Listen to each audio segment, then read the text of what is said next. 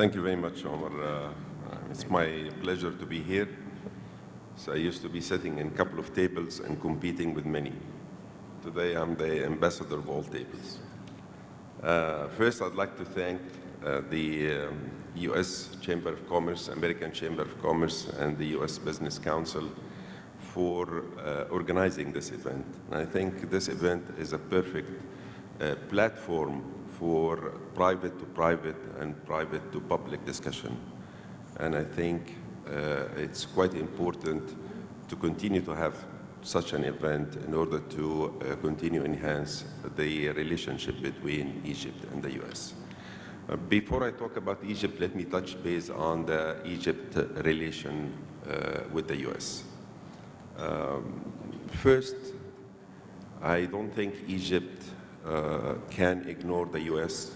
as a superpower and as the biggest economy in the world. With the same token, I don't think the U.S. can ignore Egypt as a major player in the region. It's the second biggest economy in Africa, and it has its own weight politically and economically within the Middle East. So I think we have a long-standing relationship, and such a meeting and a platform will do nothing except enhance this relationship. It is not a secret that we're passing through an economic challenge, and we are I would say, in a bottleneck. And the reason I'm saying in a bottleneck because we will get out of it, and hopefully soon, and we'll get out of it a lot stronger. We've been there before, and I'm sure we'll get out of it quite soon.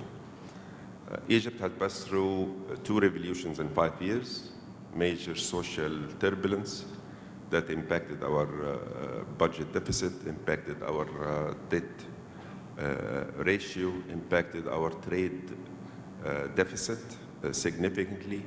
Yet, last year, our GDP grew 4.2%, and we're forecasting to hit 6% by 17-18.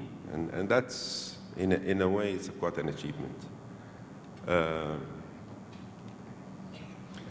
In order to do that, we've developed our 2030 vision for Egypt. And I think many of you have seen it. And it will serve as the cornerstone for what we're trying to achieve. The vision called for making Egypt one of the top 30 countries in the world in terms of social and economic development.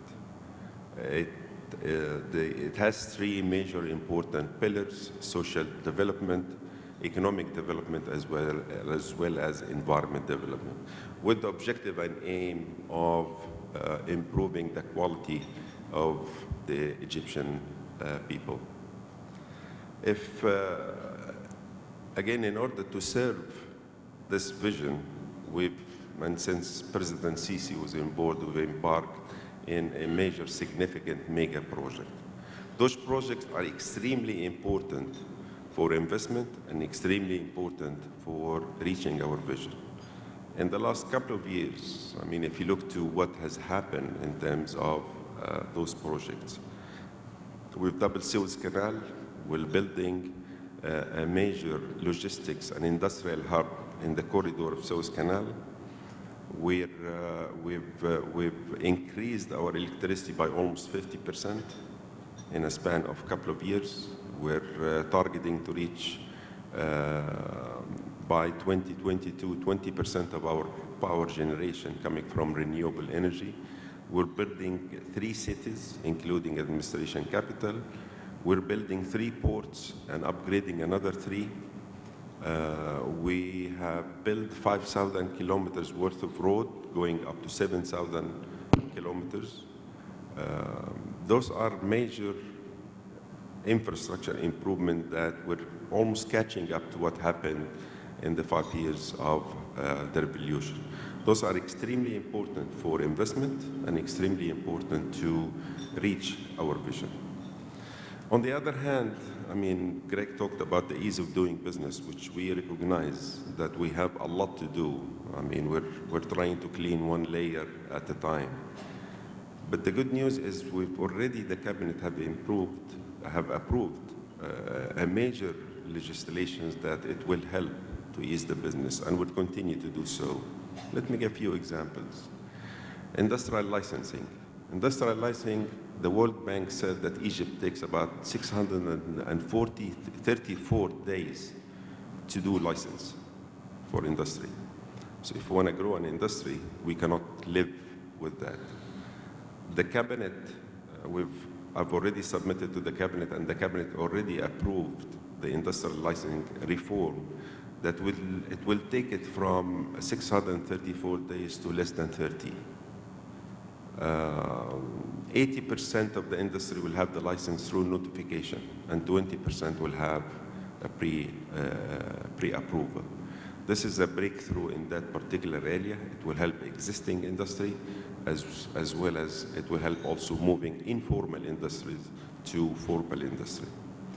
We've approved a import registration law, and it is in the parliament as we speak. It will put a proper governance in the way we import business, but more importantly, it will allow foreigners for the first time to import directly without having an Egyptian company in between.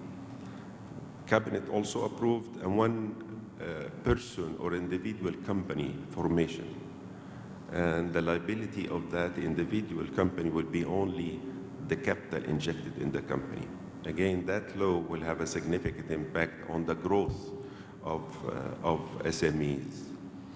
We approved industrial land allocation that it will be only in one single area, which is the Industrial Development Authority. So any company wants an industrial land will go only to one area. Cabinet also approved a food safety agency. And again, this is extremely important. We have an agency of everything with the exception of food. The parliament should discuss and approve the food agency law, which again will have a significant impact on food companies as well as the safety of the Egyptian and all the retail business. Those are some of the examples that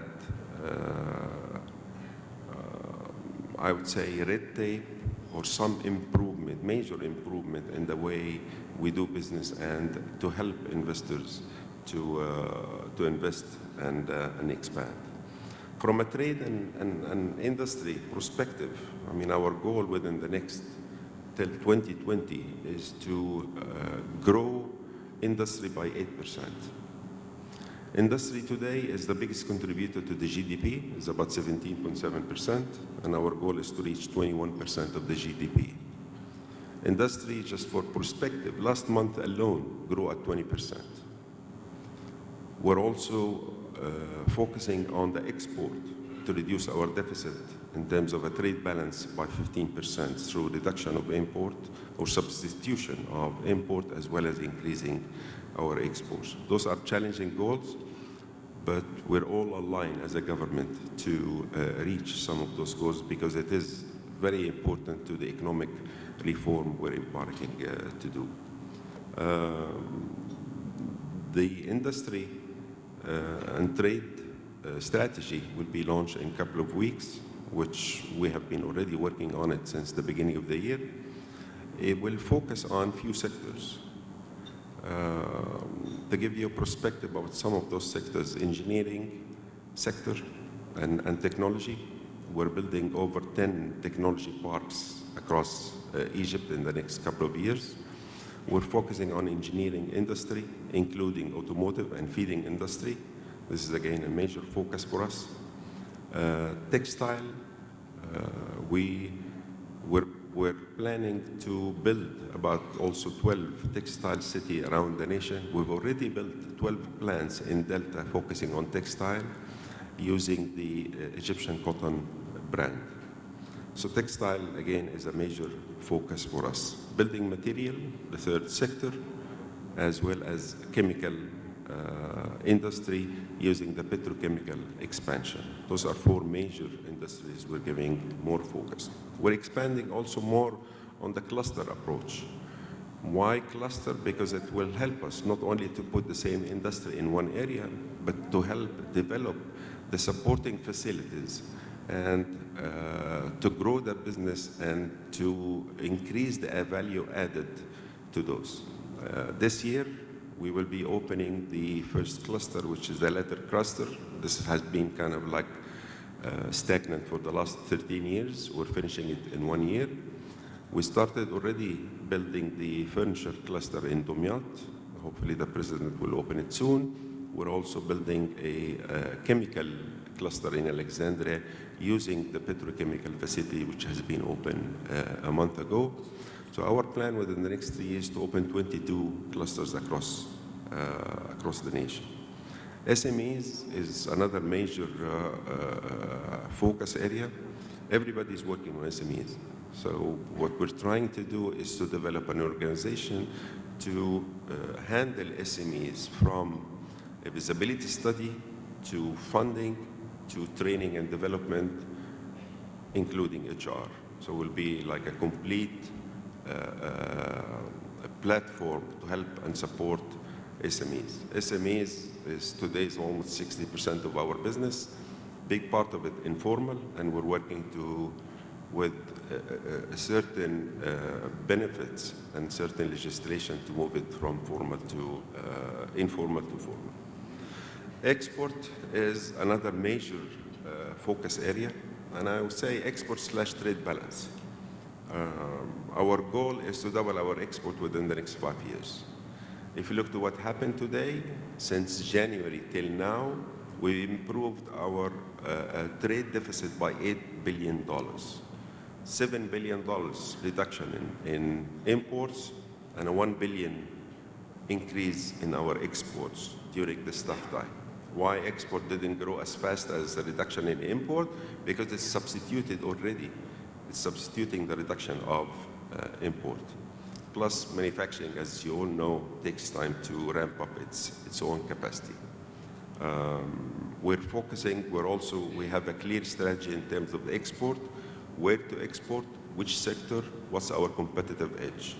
Africa is a major focus for us. Our export to Africa is about $4 billion, and we're looking into doubling it within the next 5 years at least. We opened our first logistics center in Kenya. Today, we have a direct shipping line from Egypt to go to Kenya as part of the COMESA, because Kenya is the main, I would say, the main door to COMESA. We're also working to set up another hub in West Africa. So the conclusion is Africa is a major focus, and export in general is our way of growing the business. We also revised our export marketing support with the objective, was mainly 2 objectives. 1, to expand the base. So we want to have more small and medium exporters coming in. Second is rewarding how deep we can take the industry in, so the added value of the industry. I don't want to take a lot of time because I know there are some questions, but Egypt is a big market, is a 90 million population, and the one thing that we're growing more than what we need is population. We have an access to 1.6 billion people through free trade agreement. We have free trade agreement with almost everybody. We have with the EU, we have with the COMESA, GAFTA, the Arab countries, we have with Turkey and Agadir, and we have quasi agreement with the US. And we're currently in negotiation with the tripartite to link the entire Africa with the COMESA, as well as Eurasia with Russia, Belarus, and other countries. And we've already approved the Mercosur for Latin America, waiting for Argentina to sign. So all that is opening the door for the investment in Egypt. We're looking for Egypt to become a manufacturing hub for Africa and using it as a hub to export elsewhere, using the access to almost 1.6 billion, and that should grow once the other free trade agreement approved. Again, I want to thank you very much for being here, and looking forward for any question. Thank you.